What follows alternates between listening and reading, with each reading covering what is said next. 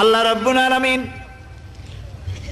কোরআনে কারীমের ভিতরে নবীজির নাম একটি বারের জন্য নাম ধরে তাকে ডাকেন নাই, বরং তিনি বলেছেন তোমরা পরস্পর পরস্পরকে যেভাবে নাম ধরে ডাকাডাকি করো আমার নবীকে সেভাবে নাম ধরে ডাকবে না।